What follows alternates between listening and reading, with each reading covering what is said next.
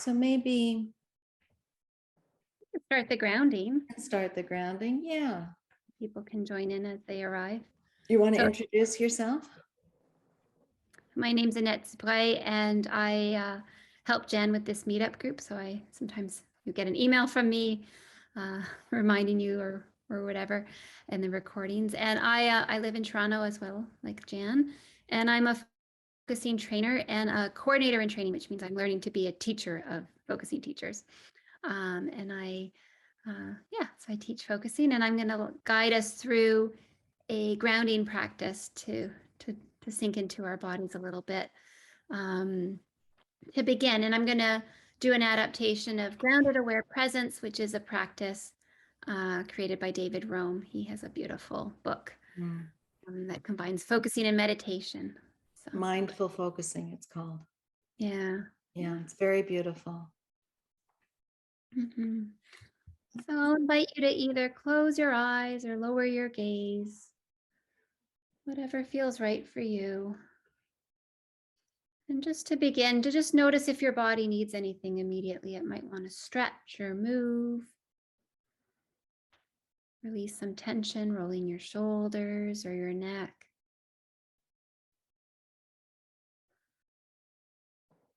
Maybe noticing if you need a pillow or a sweater, whatever.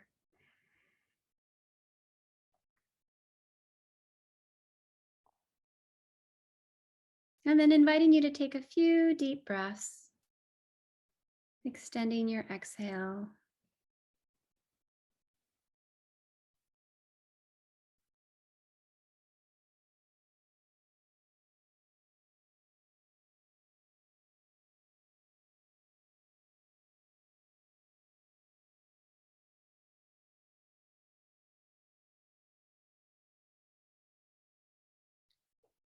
And when you're ready, I invite you to bring your attention to your feet on the floor or wherever they're making contact. Feeling the floor pushing back on your feet.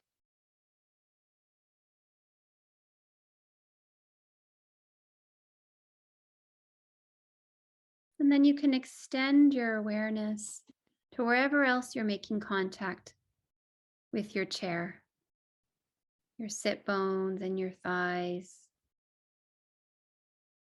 For some of you, your back, maybe your arms.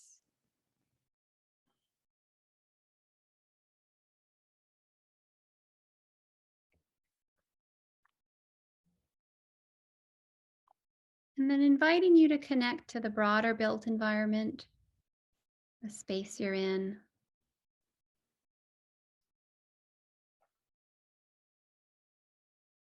And then remembering that this is sitting on the earth body.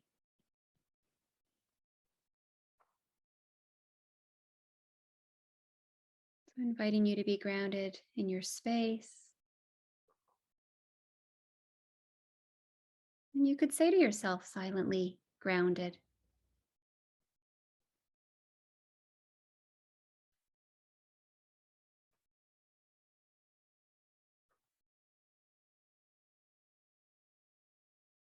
And then I invite you to notice any sounds. These might be sounds inside or outside, natural or technological.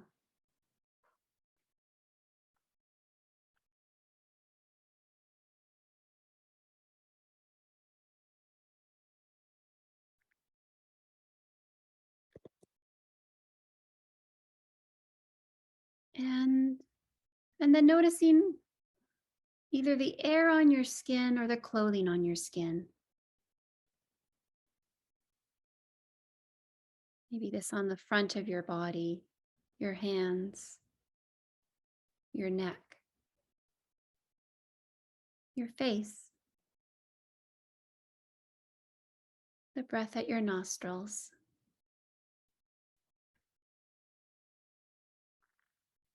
And you can say to yourself, aware.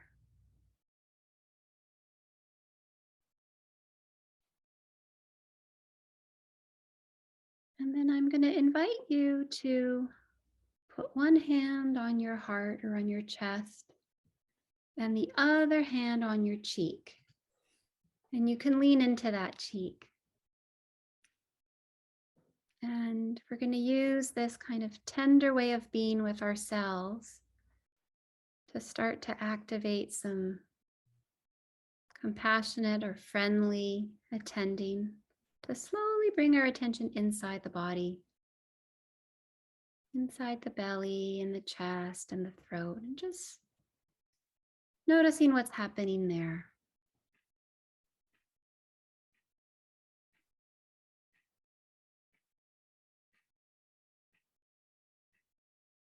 Bringing the quality of heart-centered presence to yourself.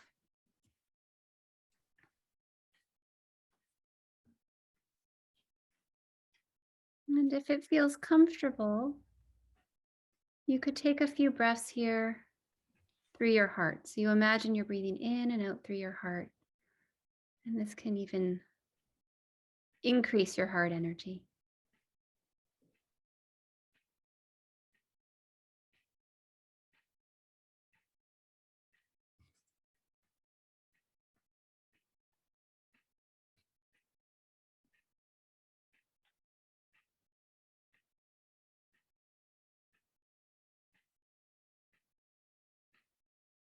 And you might say to yourself, silently present.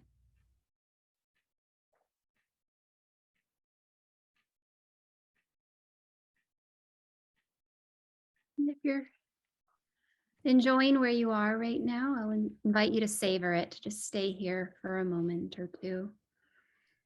And if there's anything in the way of you and feeling just fine right now, I'll invite you to attend to that. It might want your attention right now.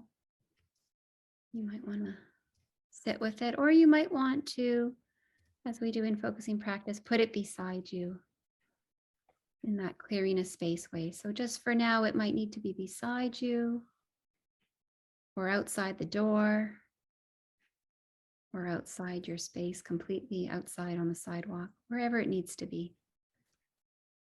Inviting you just to see what you need.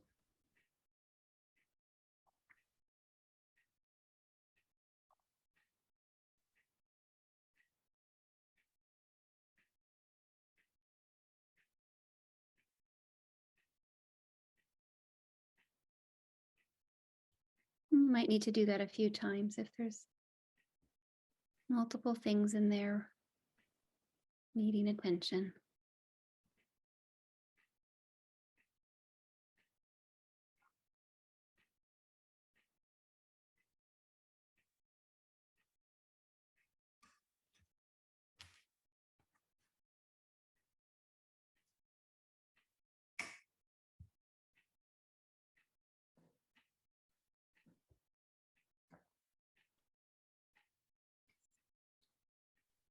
And then I'll invite you to slowly round this off.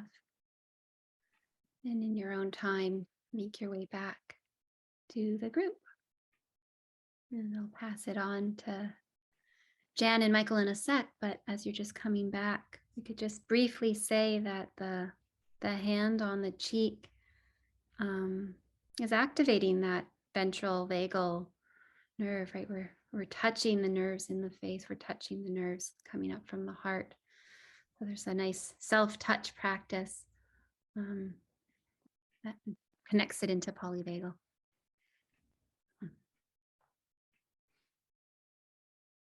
Over to you, Jan and Michael. Thank you so much, Annette. Yeah, I think I'm gonna spotlight you too. Okay. Spotlight, there you go. So you have Right. the option of viewing in the spotlight or in the gallery view. Right. Thank you, Annette. That was really beautiful. I've known Annette for how many years? I think 10 now at least. Yeah. I can hear, in Annette what I've taught you, and then I can hear these new places that you're growing, and it's just lovely, really lovely to see. Okay, so Michael, Allison, we were just chatting briefly before we started and saying we've never physically met each other. And we've chatted briefly, I guess, a little bit, a couple of times, but I feel like I like you. Likewise. You have nice energy, and it feels socially engaging to connect with you, and like it's a nice flow. So when we were talking about inviting you to come to our group, Mhm. you head up a group in, what do you call the group? Wellness? Yeah, polyvagal approach to health, wellness, and performance. Okay, yeah. So we thought it might be fun to do it in a kind of dialogue. Yeah. So it flows back and forth. And there's some places where we overlap around trauma and addiction. So those were the places that I guess we started to kind of explore a little bit. Mhm. And so Michael's been a fitness trainer and a health and performance coach for over 25 years now. You've had Mhm. your own fitness facility. Do you still have that facility? I do. It's You in do. Santa Barbara, In California. Santa Barbara, one of the most amazing places in the world, where that's where I went in 2018. I met Steve there, Steve Porges, Yeah. at Yeah. the United States Association of Body Psychotherapies, which is, for those of you who don't know, a fantastic organization. And so you started this facility in 1999. So it's a long time Mhm. you've been at it, Mhm. and training coaches, and I guess similar to what we do in focusing, training people, and Yeah. they develop their own kind of style and whatever. And Yep. yeah. Yeah. And so you were saying that in doing this work, it really started with helping clients, and you realized that, there were some people who were struggling a little bit with some kind of bad habits or whatever, and it wasn't too difficult to kind of help them get back on track. But then there were other people where they were really struggling to regulate around more Yeah. entrenched, I guess, bad habits and addictions. And so that got you more interested in how to regulate in the body, right? Yeah. Yeah, exactly. It started in my own life too, right? And long ago. So I was really studying behavior science and habit change and trying to help clients who, first it would be about making exercise a part of their life, but then it would quickly turn into, well, now I need to try to change how I'm eating or Yeah. change how I'm sleeping, or eventually it was, well, now I'm being honest and I really would like to break a certain habit and replace it with something more healthy and helpful. And so I started studying behavior change and following kind of that paradigm of make the new behavior easy, make it accessible, make it rewarding, make it all of those things that we do for habit change. And for the really important things, it just didn't work. And I started, and then luckily I came upon Rick Hansen. Oh, And yeah. I'm sure a lot of you are familiar with Rick. And I reached out to Rick 10 years ago, and I just off the cuff said, you just sound so authentic and such a wonderful person. Would you give me 15 minutes of your time? And he agreed, and we Zoomed. So it goes back to our conversation too about how powerful Zoom can be. Yes. Yeah. And Rick and I formed this, we ended up talking for an hour and a half. Mm. And I started devouring Rick's work. I started mentoring with Rick. And Mm. I went up to Northern California to Spirit Rock, and I did a weekend retreat with Rick. And he and I had a private lunch together and sat down and just talked through a whole bunch of different things. And he is the first person that introduced me to Dr. Stephen Porges's work. And he said, I think you'll really find this really in line with what you're doing. And he also challenged me to write a book and do a bunch of other things. And so that's how I found it, was through that sort of pathway of trying to really help people make really important changes. Mhm. And once I started reading Porges's first thick book, which is what I jumped into, The big scary one. that was a game changer for me. And Yeah. it just made so much sense of my entire history. My own struggles. I was physically abused as a kid from my dad, and I had a dorsal response, and I can remember when I was 10, and I can remember then how that shifted and changed as I started to get stronger physically, and I started to work out as a teenager. And so I understand this addiction to exercise that you and I have mentioned, and all of that. I understand all of this firsthand, because but in a way, it's what helped me mobilize. Yeah. It's what helped me come out of a dorsal response of really a numbing and a shutting down and dissociating to actually mobilizing. Unfortunately, it shifted into anger and a little bit of aggression when I was a teenager. But then fortunately, when I was a junior in high school, I just met this lovely girl whose mother was my teacher in 8th grade, who I had this wonderful relationship with in 8th grade. And I was friends with her older brother. We played baseball together. And this whole family became in my language, my container of safety. Right. And it contained that mobilized energy, that mobilizing, which at that point was anger, and agitation, and a little bit of aggression. And it just contained it, and it turned it into play, which in love and trust, and it was a game changer. And so when I read Porges's work, I'm like, oh, I can see that sequence of survival that I followed, and I can see how I came out of it, and how the ultimate pathway to healing for me was that connection with other, and that connection with her, not just her, but her whole family. Her whole family. Her whole family. And the modeling that her father was for me became how I parent. I mean, I have 2 daughters now, and that's how I modeled my parenting, my relationships, was off with him. It's interesting because I really appreciate your sharing, your vulnerability. I think a lot of us who have access now to speaking are beginning to really do that. And it's so powerful, right? To be able to do that, to share. Absolutely. And what you're describing is such an interesting pathway from that folding in, we would call it fold in my 6Fs, and then shifting over to fight. But then finding this beautiful family, safe, warm family that shifted you down into a ventral place. And all of that, Michael, it's so interesting because all of that happened without psychotherapy.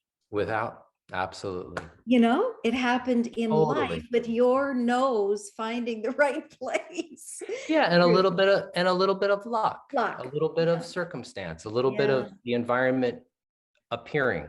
You know, and I intuitively knew to go into it, obviously. You did. And to embrace it.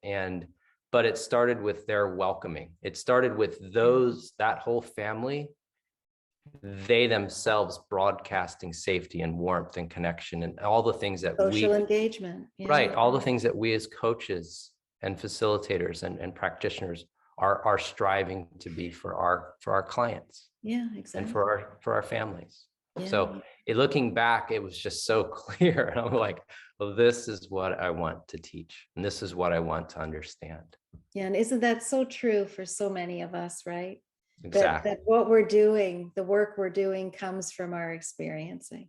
Absolutely. Yeah. And then we understand it because then we embodied it. In the body. Yes. And that's what it was. Yeah.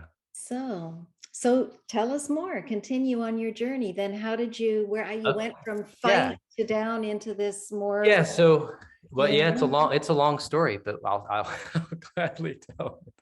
So then we go to college. Okay. So this was in high school, and we clearly had this just wonderful relationship. We go to college, and we went to college. I went to Penn State. I'm an electrical engineer. I was studying computer engineering. Oh. So I'm into the world of science also. Right. And she went to a college a few hours away, and we would come and see each other on the weekends, and we did all this, and that went on for about a year and a half in college. And she became very sad, and she started having a dorsal response when she wasn't with me, and became very codependent from. So she saw someone at school. She went and had some counseling, and they told her that it was unhealthy for her to feel that sad when she's not with me. And so we broke up, and we broke up out of following that person's lead, and it was devastating. It was just like rip. So for me, it was devastating. Yeah, because you Because didn't just lose her. it wasn't just her, it was that whole container of safety. Oh. So I had another dorsal response. I was sad. I cried for weeks and weeks. I didn't really date again, like really date and connect for about 5 years. So Now, it was a big deal. so I wonder though, Michael, do you think that there was in a way a kind of addiction to the relationship? Absolutely. Yeah. Yeah. The relationship was my safety. It wasn't Yeah. necessarily that I had found a way to feel safe in my own body at that point. Yeah. So you're right. That's very observant. Yeah. And that's what that therapist, obviously looking back, saw in her, right? Yeah, but Exactly what they saw. a yank. But a yank, there was a different approach. There was a different approach because it was devastating for both of us. It was devastating for her too. Of course. But for me, it sent me back again into that, what you called fold. And I went into that place. And then even when I did have relationships, I was detached. I wasn't really fully committed. Too painful. Fully present. It was too painful. And so I did a lot of journaling. I'm really into writing and exploring.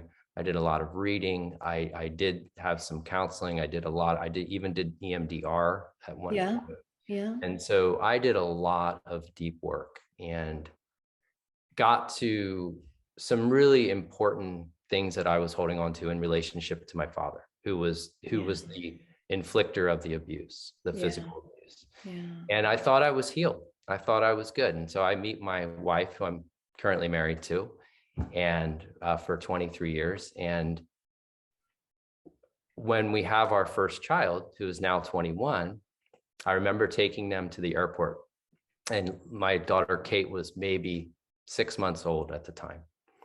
And they're going to fly and visit. She had family in Arizona. So they're going to fly from Santa Barbara to Arizona. I put them on the plane. It's my little baby and my wife. And I get in my car, and I couldn't drive. Mm-hmm. I literally could not drive. I completely, again, folded, crying, weeping, lying there just in the car, just a loss. And I realized, oh my gosh, like I'm fearful she's never going to come back. Right. And so I went into some more deep work, and that is where it sort of all came from, is realizing, wow, And what I got to then in that next round of deep work is, in those experiences with my father, I actually was believing he was going to kill me. That was my narrative I was holding on to, and that was in my body. Yeah. And so I did more EMDR and got through that. And that was my beginning to actually really healing. So it was it's a fascinating story of following the sequence. Yes. And literally just following it. But you're so right. I had attached my safety in my body to that girl and her family. I probably recognized it because I did the same thing. And I actually, I shared it in my book. Yeah. Oh, early relationship addiction. Yeah. Yeah. It's just like that becomes the way you soothe yourself. And then if you lose that person. Oh, yeah. Yeah, we can both still feel it. Oh God, it was totally horrible. And underneath that was real love too. It wasn't just it was actually a very healthy relationship. It was not an unhealthy relationship in any way. It was never that. We were actually, to our core, deep friends, for sure. And the body was seeking a place to hold on to. That was adaptive, especially because she was safe and her family was safe, and you learned so much. So here's an example of this horrible kind of therapy that's disembodied, right? It's just like yank people apart. Just yank it. Exactly. Okay, so take us to now, how does that translate into how you help your clients? Well, it helps me. So my go-to place is meet our body where it is. Beautiful. So that's what guides me, and that's Beautiful. polyvagal, right? So Totally. that's where I meet my clients, is meet their body where it is, Yeah. and help them ultimately to meet their body where it is, Yeah. right? And then build habits, behaviors, relationships, inner resources, strategies, practices that help the body to find and to feel and to ultimately absorb more safety, more comfort, more connection, Mm-hmm. right? More relationship. Yeah. And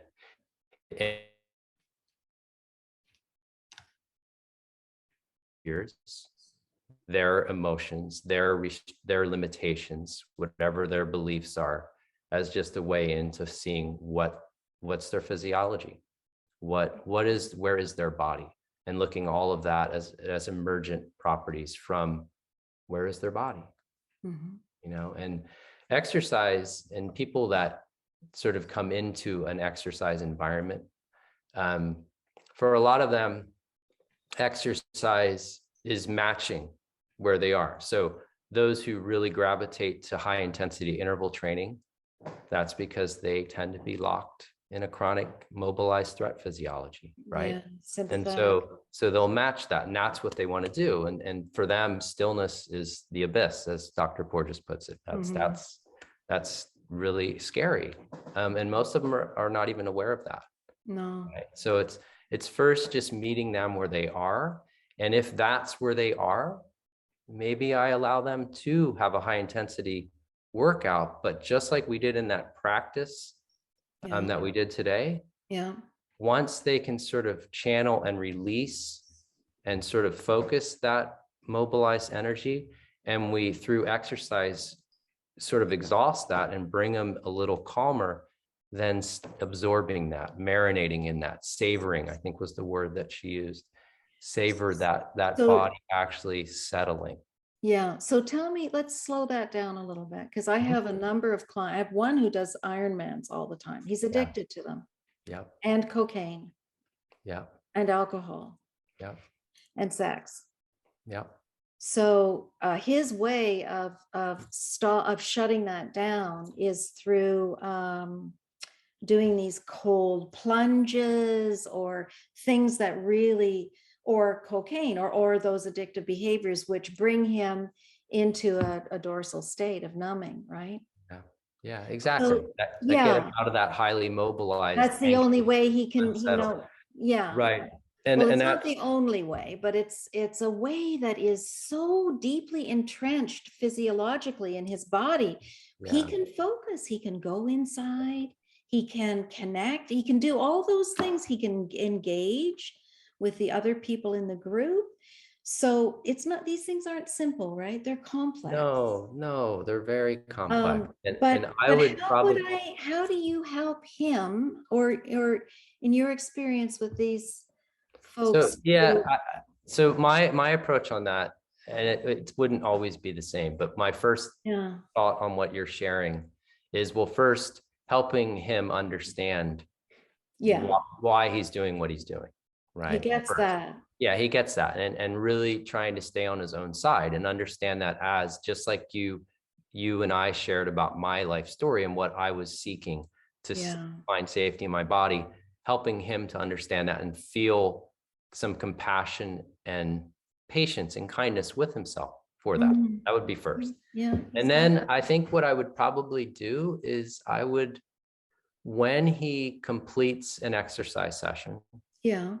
and he does feel like he exhausted some of that mobilized energy, I would have him sit with it for as long as he can and really pay attention to how it feels in his body to not be revved up, and it might last for 30 seconds. It might, I would use, that's where I love Rick Hanson's work. I love that whole part of taking in the good, as he phrases it. And so I look at polyvagal theory as you can help the physiology come into that ventral vagal complex of safety, or you can even just contain that mobilized energy enough with co-regulation and connection that it's play, right?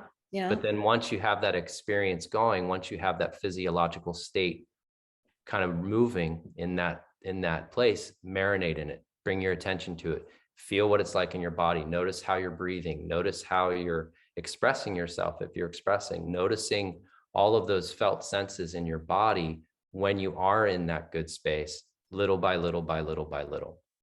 So let me get that. So, I mean, we do that, but I have never done that with him to suggest he do that right after he's finished a workout.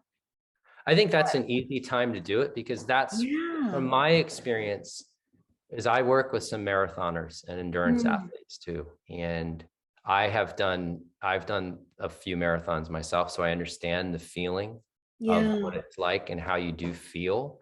There's a real empowerment feeling in addition to feeling calm. You have this sense of confidence. What I'd do is I'd marinate in it, and then I would start little by little shortening the distance. This is just one approach. Shorten the distance of the running in order to get there. Right. So like, can you shorten it? Can you get there in, maybe at first, if he's someone who's accustomed to running, a lot of these endurance runners are so accustomed to doing things for 2 hours. Oh yeah, he does. Right? 2 hours, 3 hours. So can we knock it down to an hour and a half? And then can we knock it down to an hour? Can we start shortening it? That's just one approach. Okay, no, that's cool though. And all that. Yeah. But like, that could help getting it down shorter and shorter. Because then too, because what we're trying to do is we're trying to, if we go, he's been adaptively retuned for whatever reason to be locked in a mobilized threat response. Okay? Oh yeah, huge trauma history.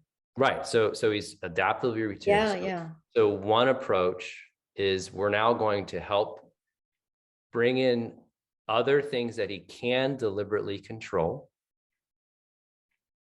to gradually bring the body back into safety, little by little by little, but not let him just come in and out, like literally help him feel what that's like each time. Yes, I get that. Right. Even for a flicker, it's Deb Dana's glimmers. It's that idea. Yeah, I get that.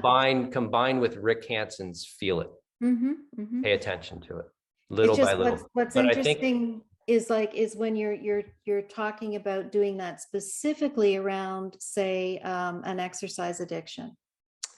Yeah. That because I do that, but in that situation with that sequence, that's really neat, and I will try that. The problem is that in that Ironman world, culturally, it's like the more you exercise, the more you're doing the right thing.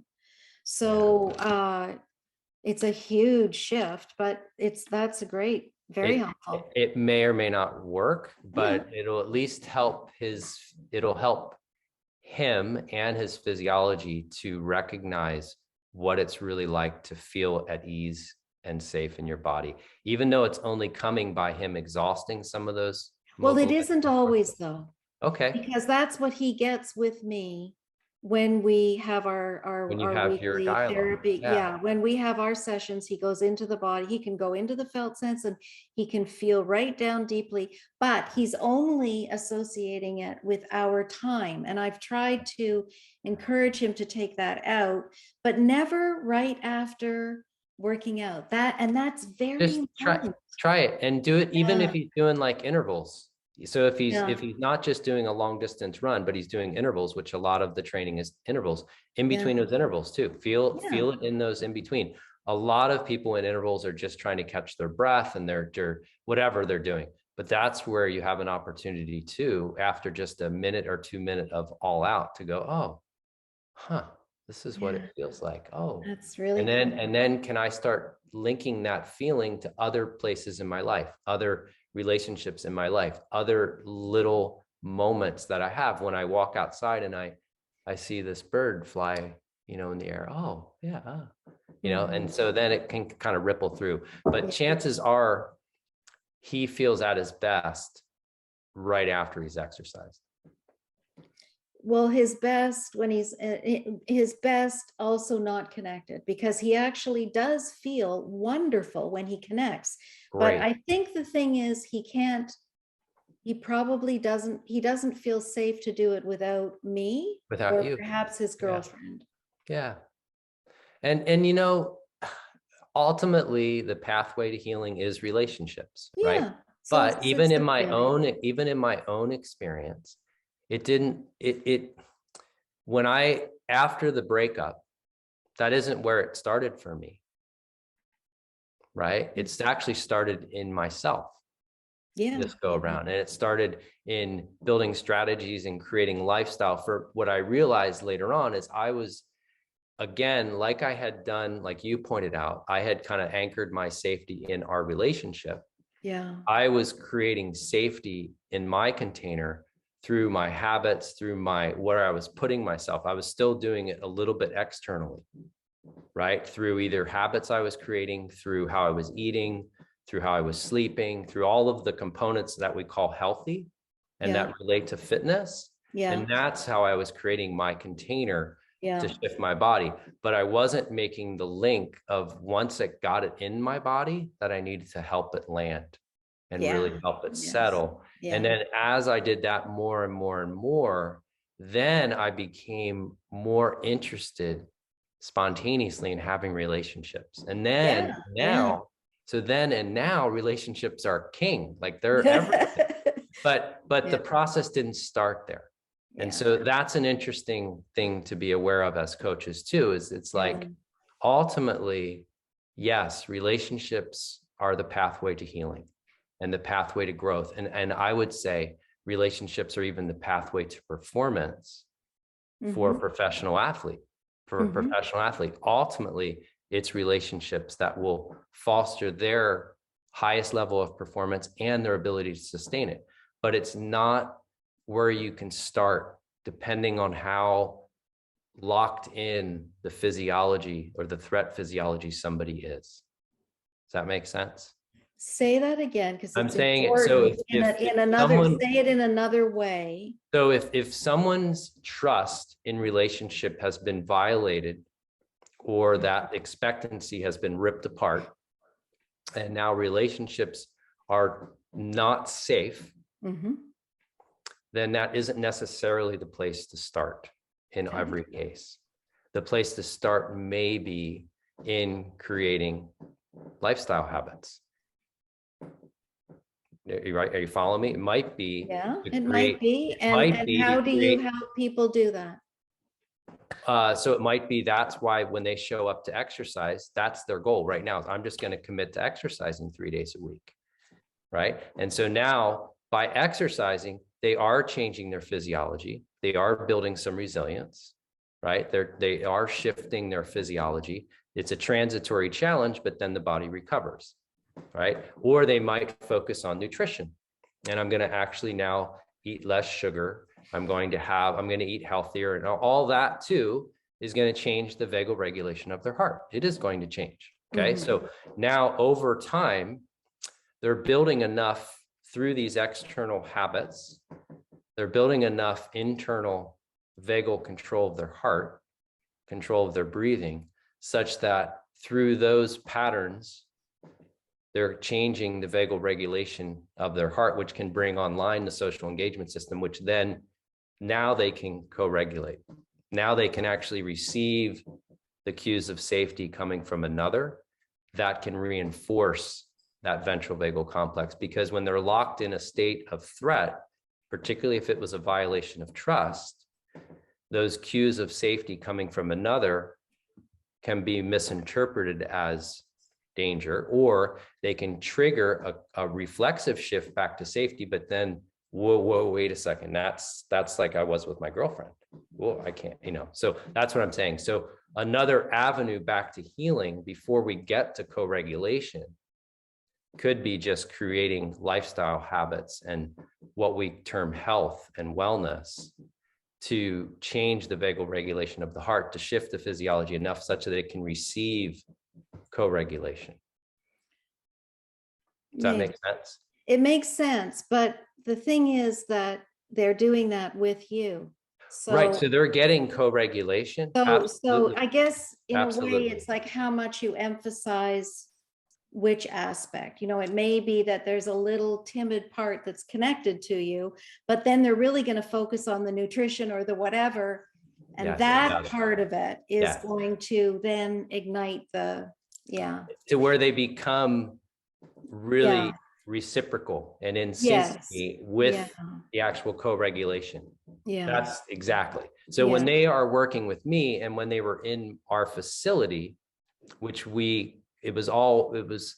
my facility has been one-on-one based. So a client shows up, they're with a trainer, and they ultimately form a relationship. I still train. I haven't taken a new client in almost 15 years because I only train the people that I've still had for 20 some years. And I see some of them every day. Wow. And it is a deep relationship. We do everything together. Wow. And they know everything about me. I know everything about them. And that is what it was. And that was happening with everyone in the facility. And then they were forming friendships. Yes. With other clients because they were all coming at the same times. Like their appointment would be Monday, Wednesday, Friday at 9. And so it was a giant container of safety with all kinds of co-regulation going on. But that isn't why they came. Yeah. Right. That would have, if they had known that, most of them, that would have been a violation of safety because it's too much, too soon. Yeah. It's a bit like they're focusing on the exercise. Yes. In reality, their nervous system and their body, because the other beautiful thing about exercise with another is if they're unsafe with stillness in co-regulation, they're moving while they're co-regulating. Yeah. So that movement can allow them to feel safer. Yeah. To bring the social engagement online just enough. It can't be too intense movement, but just enough. Yeah. So that they can get that while still feeling safe enough because they're moving. Yeah, beautiful. Right. So do you train your coaches in this polyvagal? So they're all polyvagal informed, and it's like you're building an organization that is all polyvagal informed. Correct. Exactly. And then my role now is, so when a new client starts, I meet the client and I get a sense of who will match them best. Beautiful. Because ultimately what we do, and I think we talked a little bit about it before, is we as coaches, we have to maintain as much safety and comfort and compassion and connection. And then we, at the same time, then will match their mobilized energy while still staying safe. Yeah. So we match, and some people will naturally match that. And so that's my job. My job now is to kind of see who will be the best match, who's going to match them with the right amount of mobilized or immobilized energy while grounded in safety. Beautiful.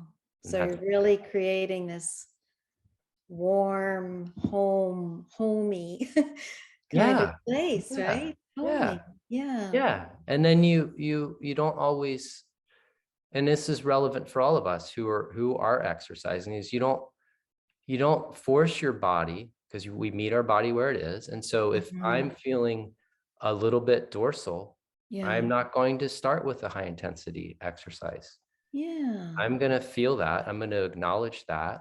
And that's what I'm going to do with my client. Right. And so we meet our body where it is, and that's where we start our exercise. And then if we start getting more mobilized energy during it, great, go with it. If we don't, we don't. And we talk and we mobilize, and we just, that's what we do.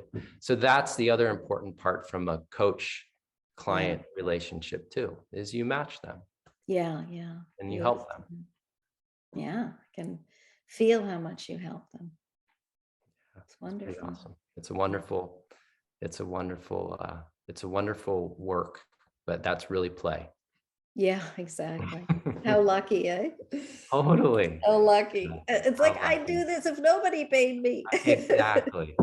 Totally. Yeah. Yeah, it's Well, pretty let's awesome. open it up because I can see Okay, that there's great. lots of things in the chat and some questions. And okay, isn't it something like what a therapist shares with client? It's so humane, Naseem saying. Can you say a bit more there, Naseem?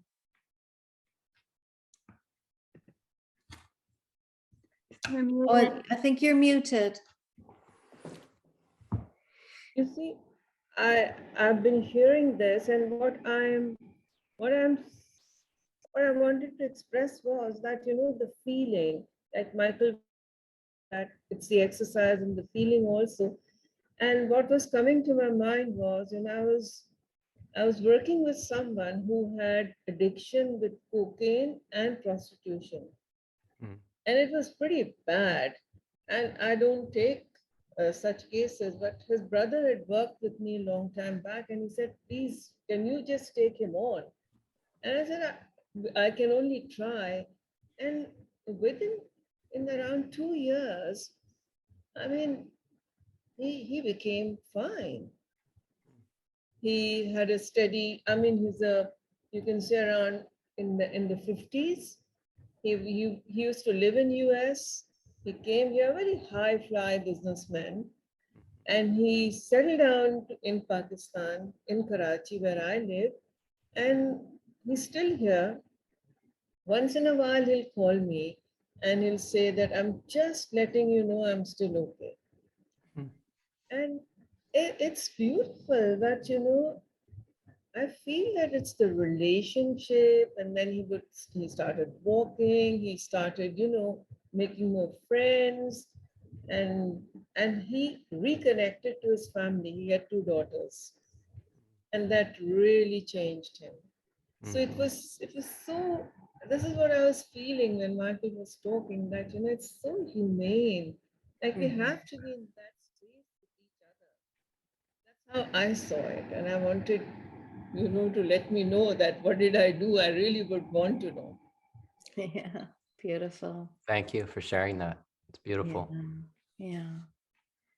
And then somebody said, yeah, what do you think about dancing, Michael?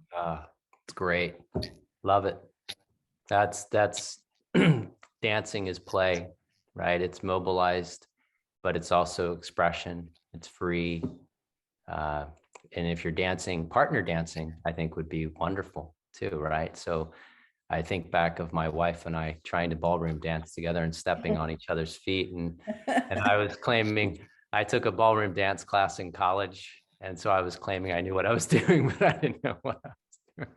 But I think I would love to see partner dancing come back more. I just think understanding it now. And I've thought of that a lot as a parent. My daughters are 21 and 17. And I've talked to my brother. My brother, his kids are much younger. They're still young. And I said, if I could go back, I would have my kids really play instruments. My daughters played piano, but I would have them play instruments. I'd have them sing in a choir, and I'd have them dance and play and do less structured. I think team sports are also wonderful. I think there's a lot of opportunity for the team bonding and the co-regulation while mobilizing and turning it into play, which is my whole business is called the Play Zone for a reason. And I think dance is one of those things, but that's what I would have my kids doing. And I think we as adults would love dancing. One of the people I consider sort of one of the most serious, she's a clinical psychologist and very naturally just professional, really serious. When I went to her 60th birthday party and I saw her dancing, it was the most beautiful, joyful, and she was so real and free. And I'll never forget that. And it brought her to her authentic, accessible, right? We're trying to be authentic and accessible. And for some of us, that can be one of the most direct portals into it. So I love it. Yeah. Okay, so what else do we have here? 2 people with raised hands. Oh, yeah, right. Okay. Toby? Hi, been in recovery for 17 years. I also have an exercise addiction, and I've been able to figure out that a lot of it is about disciplining my body and making it a project to have the perfect body. And that's rooted in a lot of shame and embarrassment I had at being an overweight kid. Mhm. And I just wonder, like, how do you work with something like that? You know, I can go to the gym for 2.5 hours, and I think some of it is that finding safety in action. Mhm. But I'm really stumped about how to get to the core of what's behind that. Thank you. Yeah. Well, I think you did get to the core of it in that what your narrative is, right? About why that's coming. And so now I would just keep trying to come into meeting the body where it is with patience and kindness. And similar to what I was sharing with Jan in relation to her marathoner, I'd start seeing if I could shorten the duration intentionally. Right. And start not giving it up. It's that's like the ripping apart of my girlfriend and I. It's like you can't take something away if you don't have another resource. If you don't have, you just can't, you don't, we don't just rip something apart without another resource. And so that has become a reliable resource for you, even though it's a little, as you acknowledged, it's an addiction. So in a way, there's a feeling of threat underneath it. There's a feeling of, if I don't, then what, right? Versus there's a subtle difference between if I don't, then what, versus, oh, I'm going to go exercise because that's really helpful to my body. That's helping my longevity, or that's helping me be able to play with my children. So there's a difference there, but the difference is, where is it coming from in the physiology? And in your case, it sounds like it's still coming from a threat physiology, of fear of what if. And so I would just start with acknowledging that each time, right? Allowing myself to feel what is my body feeling like when I all of a sudden feel the urge, like I have to go exercise. So what's my body feeling like that's creating that first? And then I'd start shortening it up, being more gentle while I'm exercising. I would shift my attention into really paying attention to the movement of the body or the feeling of the breath, and not just exercising. So I don't know what you're doing with your attention during the exercise, but I have found in my own path, if I really pay attention to my movement and my breath and my posture and my muscle tension and my speed of movement, all of those components that most of us, while we're exercising, we're not doing any of that. We're either distracting ourselves watching something on television, or we're right. And then it's just a hammer thing about, oh, I got to do this. I got to get this done. And then I'll be okay. Then I'll be thin, or then I'll be whatever it is. And then I'll have, in your case, the perfect body. And so what I would say is, I'd start with, okay, this is what's going on for me. I understand why this has happened. As I move into the exercise, what's my body feeling like? Let me match it where it is, and let me see if I can shorten my exercise sessions and start really paying attention to the actual movement and the breathing, and come more in connection with my body, and put aside the goal of, I'm going to end this addiction. I'm going to end this. Like that's not even the goal. The goal is, I'm going to actually now feel my body during the exercise session. That's all. And then let's see what happens. Let's see what happens. And if as you complete the exercise, just like we talked about with Jan and her client, if as you're, or anytime during the exercise, you feel at ease, really let that land. Stay with it. Feel it. Breathe with it. Move with it. Relax with it. Whatever it is. and just that's where I would go. And That's and really and beautiful. then see what happens. Mm-hmm. That's so great, Michael. Really skilled. And it's a real harm reduction model. Yeah. That's what you're really describing, is a real harm reduction model, which is what I use too. It's so beautiful. Thank you so much. That was so great. It was really great, very informative and fun, and we played. So we want to just round it off with Annette. You wanted to describe a little bit about next time you're presenting, and then September what we have. In August, I'm going to share the body cards. So I can just, Can you hold one up? Right. an empty one, and then when you fill them out, you have you can record all kinds of things. So I'm going to talk about how to use them. And also, once you have body cards, that they're a great way to work with parts. So once you have parts, then we can map our nervous system. We can map the story of our life in a timeline. There's different ways that we can build on them once we've documented. So that's what I'll do. And we're going to get the date soon. So stay tuned for that. Yeah. Right. That's great. And then in September, we have Joya De Cruz is coming to be with me, and we'll do a similar kind of dialogue like Michael and I have just done. She's going to do, Michael, I hope you come to this too. She's going to do a thing around grounding outside of the body. Because so often with dissociating and addictions, we're purposely avoiding coming into the body because it hurts, it's painful, it's scary. So from a polyvagal point of view, right, we don't do that. It's not adaptive.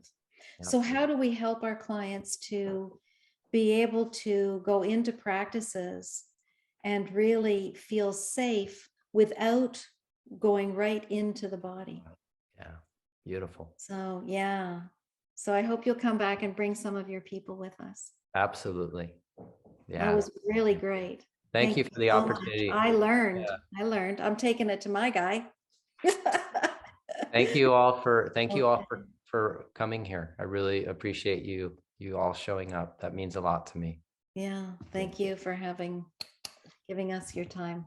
You're very welcome. Okay, everybody. Awesome. Be well and be safe. We'll see you in August. Bye. Pretty soon we'll have a date. Yeah. Okay. Bye-bye. Thanks, Annette. Thank you. Yeah.